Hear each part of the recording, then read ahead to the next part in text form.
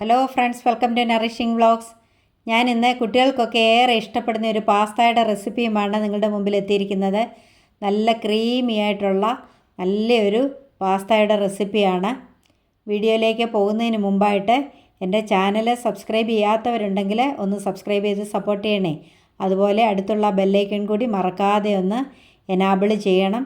എങ്കിലേ ഞാനിടുന്ന വീഡിയോസൊക്കെ നിങ്ങൾക്ക് നോട്ടിഫിക്കേഷനായിട്ട് ലഭിക്കുകയുള്ളൂ. അപ്പോൾ ഇനി നമുക്ക് ഇതെങ്ങനെ ഉണ്ടാക്കുന്നതെന്നൊന്ന് നോക്കാം. വീഡിയോയിലേക്കൊന്ന് പോകാം.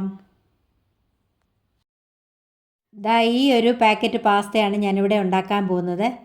മാക്ക് ആൻഡ് ചീസിൻ്റെ ഒരു പാസ്തയാണ് ഇത്. വളരെ എളുപ്പം ഉണ്ടാക്കാൻ പറ്റുന്ന ഒരു പാസ്തയാണ്. ഇതിനുള്ളിൽ ഈ ഒരു ചെറിയ പാക്കറ്റ് മക്രോണി ഉണ്ട്. പിന്നെ ഈ മാക്ക് ആൻഡ് ചീസിൻ്റെ ഒരു പൗഡറുമുണ്ട്. ഇതുകൊണ്ട് എങ്ങനെയാണ് നമുക്ക് ഉണ്ടാക്കുന്നതെന്ന് നോക്കാം. പാസ്ത ഉണ്ടാക്കിയെടുക്കുന്നതിന് വേണ്ടി ഞാനിവിടെ ഒരു പാത്രത്തിൽ കുറച്ച് വെള്ളം എടുത്തിട്ടുണ്ട്. ഇനി നമുക്കിതൊന്ന് തിളപ്പിച്ചെടുക്കാം. തിളയ്ക്കാൻ വെച്ചിരുന്ന വെള്ളം തിളച്ചോ എന്നൊന്ന് നോക്കാം. വെള്ളം ഇവിടെ തിളച്ചിട്ടുണ്ട്.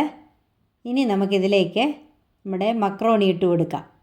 മക്രോണി ഇട്ട് കൊടുത്തിട്ട് ഇനി ഇതൊരു 5-8 മിനിറ്റ് ഒന്ന് തിളച്ച് ഒന്ന് വെന്ത് വരണം. ഇതിലേക്ക് ആവശ്യത്തിനുള്ള ഉപ്പുകൂടി ചേർത്ത് കൊടുക്കാം. അതുപോലെ തന്നെ ഒട്ടിപ്പിടിക്കാതിരിക്കാനായിട്ട് കുറച്ച് ബട്ടറൂടെ ചേർത്ത് കൊടുക്കാം. ഞാനിവിടെ ബട്ടറാണ് ചേർത്ത് കൊടുക്കുന്നത്.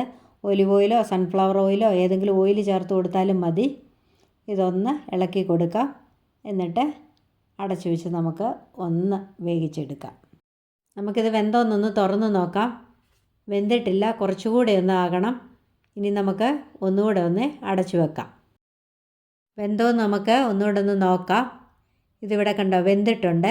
ഈ ഒരു പാകത്തിന് വെന്ത് കിട്ടിയേച്ചാൽ മതി. ഇനി നമുക്ക് ഇതിലെ വെള്ളമൊക്കെ ഒന്ന് മാറ്റിക്കളയാം. ഇത് നമുക്കൊരു സ്ട്രെയിനറിലേക്ക് ഇട്ട് കൊടുക്കാം. പാസ്ത ഞാനിവിടെ കണ്ടോ ഡ്രെയിൻ ചെയ്ത് എടുത്തിട്ടുണ്ട്. ഇനി ഇതിവിടെ ഇരിക്കട്ടെ. നമുക്കിതിനുള്ള ഒരല്പം വെജിറ്റബിൾ കൂടെ ഒന്ന് എടുക്കാം. അതിനുവേണ്ടി ഞാനിവിടെ ഒരു പാൻ അടുപ്പേ വെച്ചു. അത് ചൂടായി. അതിലേക്ക് നമുക്ക് ഒരു സ്പൂൺ ബട്ടർ ഇട്ട് കൊടുക്കാം. ഞാനിവിടെയും ബട്ടറാണ് ഉപയോഗിക്കുന്നത്. ബട്ടറിന് പകരം സൺഫ്ലവർ ഓയിലോ വല്ലതും ഉപയോഗിച്ചാലും മതി. ഇനി ഇതിലേക്ക് ഞാനിവിടെ ഒരു 4-5 അല്ലി വെളുത്തുള്ളി വട്ടത്തിൽ അരിഞ്ഞെടുത്തിട്ടുണ്ട്. അതുകൂടി ഒന്ന് ചേർത്ത് കൊടുത്ത് ഒന്ന് സോട്ട് ചെയ്തെടുക്കാം. ആക്ച്വലി ഈ ഒരു പാസ്ത ഉണ്ടാക്കുമ്പോൾ വെജിറ്റബിളൊന്നും ചേർക്കേണ്ട ആവശ്യമില്ല. പക്ഷെങ്കിൽ ഞാനിത് ഉണ്ടാക്കുമ്പോൾ വെജിറ്റബിൾ ചേർത്താണ് ഉണ്ടാക്കാറുള്ളത്. കുഞ്ഞുങ്ങൾക്കൊക്കെ കൊടുക്കേണ്ടതായതുകൊണ്ട് അവർ കുറച്ച് വെജിറ്റബിൾ കഴിക്കുകയും ചെയ്യുമല്ലോ. അതുകൊണ്ട് ഞാൻ വെജിറ്റബിൾ ചേർത്താണ് ഉണ്ടാക്കുന്നത്. വെളുത്തുള്ളി ഇവിടെ വഴന്നു. ഇനി ഞാനിവിടെ ഒരു സബോള ചെറുതായിട്ട് അരിഞ്ഞെടുത്തിട്ടുണ്ട്. അതുകൂടി ഇതിലേക്ക് ചേർത്ത് കൊടുക്കാം. എന്നിട്ട് അതുമൊന്ന് വഴറ്റിയെടുക്കാം. സബോള വഴന്നിട്ടുണ്ട്. ഇനി ഇതിലേക്ക് ഞാനിവിടെ ഒരു പകുതി ക്യാപ്സിക്കം ചെറുതായിട്ട് അരിഞ്ഞെടുത്തിട്ടുണ്ട്. അതുകൂടി ചേർത്ത് കൊടുക്കാം. അതുകൂടി ചേർത്ത് ഒന്ന് ഇളക്കി കൊടുക്കാം. അതോടൊപ്പം തന്നെ ഒരു ടൊമാറ്റോ ഞാനിവിടെ കൊച്ചായിട്ട് അരിഞ്ഞെടുത്തിട്ടുണ്ട്. അതുകൂടി ചേർത്ത് കൊടുക്കാം. എന്നിട്ട് ഇതും ചെറിയ തോതിലൊന്ന് വഴറ്റിയെടുക്കാം.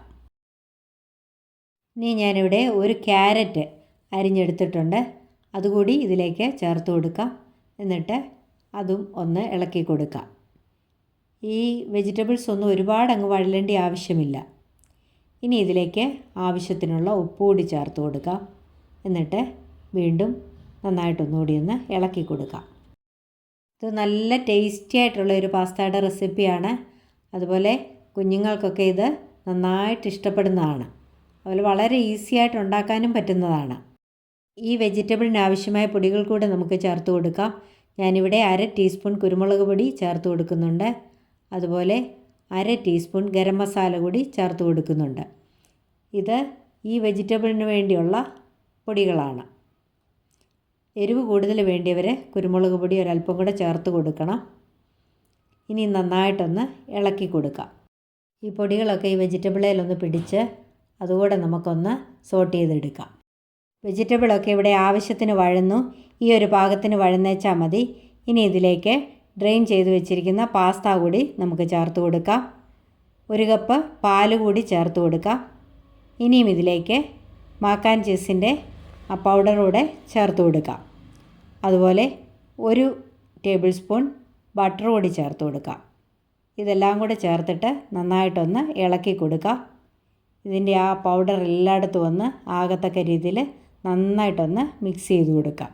ഇനിയും ഇത് നല്ലതുപോലെ ഒന്ന് ഇളക്കി കൊടുക്കാം. ഇളക്കി കൊടുത്ത് ഒരു 2 മിനിറ്റ് നേരം നമുക്കൊന്ന് കുക്ക് ചെയ്തെടുക്കാം. ഇതിനി അടച്ചു വെക്കേണ്ട ആവശ്യമില്ല. ആ പൗഡറും അതുപോലെ തന്നെ ആ പാലും ഒക്കെ ഇതിൽ നന്നായിട്ടൊന്ന് പിടിക്കാൻ വേണ്ടിയാണ് ഇങ്ങനെയൊന്ന് ഇളക്കി ഒന്ന് കുക്ക് ചെയ്തെടുക്കുന്നത്. നമ്മുടെ പാസ്ത ഇവിടെ റെഡി ആയി കഴിഞ്ഞു. ഇനി നമുക്കിതിലേക്ക് ഒരല്പം മല്ലിയില കൂടി സ്പ്രെഡ് ചെയ്ത് കൊടുക്കാം. മല്ലിയില കൂടി ഇട്ടിട്ട് നന്നായിട്ടൊന്ന് ഇളക്കി കൊടുക്കാം. ഇത്രയേ ഉള്ളൂ, നമ്മുടെ പാസ്ത റെഡിയായി കഴിഞ്ഞു. ഇനി നമുക്കിത് തീ ഓഫ് ചെയ്ത് വാങ്ങി വയ്ക്കാം. എന്നിട്ട് ഒരു സെർവിങ് പ്ലേറ്റിലേക്ക് മാറ്റാം. അപ്പോൾ നമ്മുടെ കിഡിലൻ പാസ്ത ഇവിടെ റെഡി ആയിട്ടുണ്ട്. കണ്ടോ, ഇത് നല്ല ക്രീമി ആയിട്ടുള്ള പാസ്തയാണ്. അപ്പോൾ നല്ല ടേസ്റ്റിയാണ് ഇത് കഴിക്കാൻ. കുഞ്ഞുങ്ങൾക്കൊക്കെ വളരെ ഇഷ്ടപ്പെടുന്ന ഒന്നാണ്. ഇതുപോലെ എല്ലാവരും ഒന്ന് ട്രൈ ചെയ്ത് നോക്കണം. എന്നിട്ട് എൻ്റെ വീഡിയോ ഇഷ്ടപ്പെട്ടെങ്കിൽ ഒന്ന് ലൈക്ക് ചെയ്യണം, കമൻറ്റ് ചെയ്യണം. മറ്റുള്ളവർക്കൊക്കെ ഒന്ന് ഷെയർ ചെയ്ത് കൊടുത്ത് എന്നെ ഒന്ന് സപ്പോർട്ട് ചെയ്യണം. ഇതുവരെയും തന്ന എല്ലാ സപ്പോർട്ടിനും നന്ദി. തുടർന്നും എന്നെ സപ്പോർട്ട് ചെയ്യണം. ഇനി മറ്റൊരു നല്ല വീഡിയോയുമായി കാണും വരേക്കും bye bye, take care, thank you, love you all.